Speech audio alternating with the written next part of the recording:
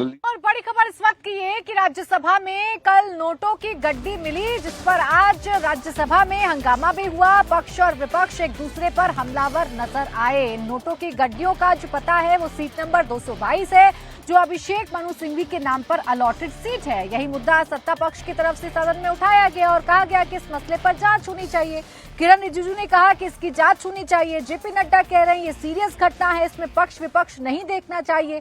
ये नोट कहां से आए सदन में ये पता लगना चाहिए। मल्लिकार्जुन खड़गे कह रहे हैं कि बिना जांच के आपको कैसे पता चला कि नोट की गड्डियां किसकी हैं, जिस पर स्पेसिफाइड चेयर की तरफ से किया गया कि ये नहीं कहा जा रहा है कि नोट की गड्डियां कौन लेकर आया है, लेकिन ये जरूर बताया जा रहा है कि किस चेयर से और वो चेयर किसके नाम पर अलॉट है। ये पैसे बरामद किए गए हैं, नोटों की गड्डियां बरामद की गई हैं। मल्लिकार्जुन खड़गे बार बार ये कहते रहे कि सदन को चलने दीजिए, जीरो आ रहा है, क्वेश्चन आ रहा है। इसी पर पीयूष गोयल ने पलटवार किया और कहा कि आज नोटों की गड्डियां मिली, न जाने कल क्या क्या मिलेगा। और अगर कोई पार्ट इन्वेस्टिगेशन जिस पर हो रही है, अगर उस पर हंगामा नहीं करना है तो ये सुनिश्चित करना होगा विपक्ष को भी कि इन्वेस्टिगेशन में रहने वाली चीजों पर विपक्ष सदन में हंगामा ना करे और क्वेश्चन आवर जो है, जो जीरो आवर है, उसको चलने दिया जाए। ये पक्ष और विपक्ष दोनों के लिए जरूरी है। देवेंद्र पाराशर के पास हम सीधा चल लेंगे। देवेंद्र, सबसे पहले आप ये मुद्दा हमें समझाइए, हुआ क्या राज्यसभा के भीतर जो पक्ष विपक्ष आमने सामने आए, एक दूसरे पर तीखे आरोप प्रत्यारोप किए, कैसे नोटों की गड्डियां बरामद हुई?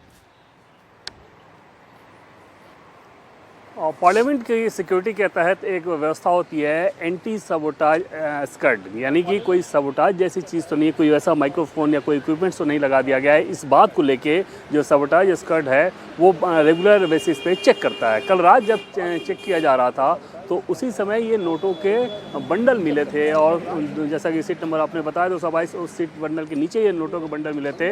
तो वहाँ से इस बात की सूचना और पहले सिक्योरिटी एंटी सबोटाज टीम में सिक्योरिटी हेड को दी, वहाँ से फिर चेयरमैन को इस बात की जानकारी दी गई और फिर उसके बाद जब उस सीट नंबर के बारे में तहकीकात की गई तो पता चला कि वो तो अभिषेक मनु सिंघवी जो कि विपक्षी खेमे के सांसद हैं, उनका सीट का नंबर है जहाँ की जिसके नीचे से नोटों का बंडल मिला हुआ है। तो उसके उसी मसले को लेके ये बात हो रही है कि आखिर इसकी जांच क्यों नहीं होनी चाहिए कि कैसे पार्लियामेंट में नोटों का बंडल आया है, कौन सा बंडल है। और सत्ता पक्ष के कई सारे लोग ये भी कह रहे थे कि क्या कोई ब्लैक मनी है। हालांकि समझा जा सकता है कि अगर अभिषेक मनु सिंघवी का भी ये नोट हो, बहुत नामचीन अधिवक्ता हैं वो, और ऐसी स्थिति में इस तरह की ऐसी कोई ऐसी समस्या वाली बात नहीं हो सकती। लेकिन पॉलिटिकली पार्लियामेंट में ये मिला, एंटी सबोटाज स्कड को मिला, तो समझा जा सकता है कि ऐसे माहौल में किस प्रकार से दोनों ही पक्षों को एक मौका मिला है एक दूसरे पर हमला करने का। और वही चीज़ हो रही है। अब इससे थोड़ी देर के अंदर आप देखेंगे कि पार्लियामेंट से बाहर आकर जो सत्ता पक्ष के सांसद हैं वो इस मसले पर बयान भी देने वाले हैं। इसको कहीं ना कहीं ब्लैक मनी एंगल से जोड़ने की कोशिश की जाएगी।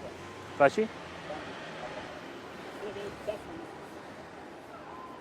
देखो, देखिए, अभी तक विपक्ष हंगामा कर रहा था। अडानी के मुद्दे पर लगातार हंगामा किया जा रहा था। दोनों सदनों की कार्रवाई बार बार स्थगित की जा रही थी। एक मौका सत्ता पक्ष के पास भी है और आज जितने भी वक्ता खड़े हुए, चाहे जेपी नड्डा हो, पीयूष गोयल हो, किरण रिजिजू हो, वो इस बात को दोहराते रहे कि अब विपक्ष जब हंगामा कर सकता है, जब विपक्ष विदेशी जो जांच एजेंसी है उनके मसले पर अगर यहाँ पर हंगामा हो सकता है तो ये तो सदन के अंदर का मामला है, इस पर क्यों नहीं हम चर्चा कर सकते हैं। तो ये बड़ी खबर इस वक्त आपको बता रहे हैं।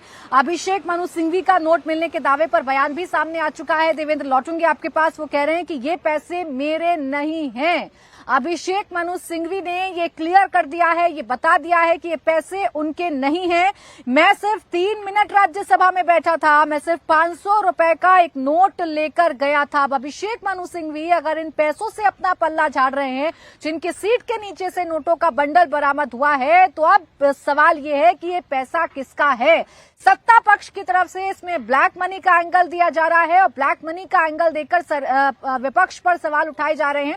मल्लिकार्जुन खड़गे जो बार बार कह रहे हैं कि मैं सरप्राइज करने की कोशिश नहीं कर रहा, जांच होनी चाहिए, लेकिन बिना जांच के किसी का नाम नहीं आना चाहिए, उन पर भी लगातार हमलावर सदन के अंदर जो सत्ता पक्ष के वक्ता हैं वो नजर आए। अब देवेंद्र, अभिषेक मनु सिंघवी तो मना कर रहे हैं सीधे सीधे तौर पर। वो तो कह रहे हैं मैं 500 रुपए लेकर गया था, 3 मिनट बैठा सिर्फ राज्यसभा में, कहां से आई नोटों की गड्डी मुझे नहीं पता है। ये कौन मौका है जिसे ब्लैक मनी से जोड़कर सत्ता पक्ष विपक्ष पर हमलावर होगा?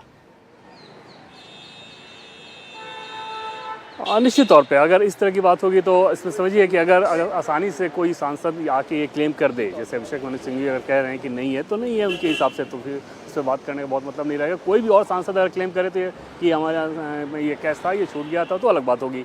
अगर ये नहीं होता है तो निश्चित तौर पे इस मसले को लेकर फिर जांच की बात कही जाएगी, फिर जांच कमेटी बैठाई जाएगी, फिर पार्लियामेंट में कोने कोने पे कैमरा लगे होते हैं, फिर उसकी पड़ताल की जाएगी। तो निश्चित तौर पे ये इशू फिर लंबा खींचेगा और सत्ता पक्ष ज़रूर इस मसले को और ज़्यादा बड़ा करना चाहेगा कि ये बहुत सीरियस इशू है। आज भी आपने देखा कि बीजेपी के राष्ट्रीय अध्यक्ष जेपी नड्डा किस तरह से बता रहे थे कि भाई ये मसला बहुत गंभीर है और इसमें किसी पार्टिकुलर केस के आधार पर आप रिएक्शन दें, ये चीज़ ठीक नहीं, और उसको सीधे सीधे करप्शन का एंगल देने की कोशिश की जा रही है। तो निश्चित तौर पे अगर अभिषेक मनु सिंघवी भी क्लेम नहीं करते हैं और कोई और सांसद भी आए क्लेम नहीं करता कि उसका पैसा है, तो फिर इस मामले की तो तहकीकात होगी और फिर मामला पॉलिटिकली थोड़ा ज़्यादा बड़ा होगा। अन्यथा इसमें बहुत कुछ नहीं होना है, लेकिन निश्चित तौर पर पॉलिटिकल नैरेटिव के हिसाब से देखिए कि पार्लियामेंट सेशन जब चलता है तो छोटे छोटे मुद्दों को भी बड़ा बनाने की कोशिश की जाती है, और इसमें तो राज्यसभा में अगर कैश मिल रहा है, पॉलिटिकल नैरेटिव की लड़ाई है और इस नैरेटिव में मौका मिला है सत्ता पक्ष को विपक्ष को घेरने का, तो वो मौका सत्ता पक्ष पे अपने हाथ से जाने नहीं देगा। इसीलिए एक के बाद एक किरण रिजिजू, जेपी नड्डा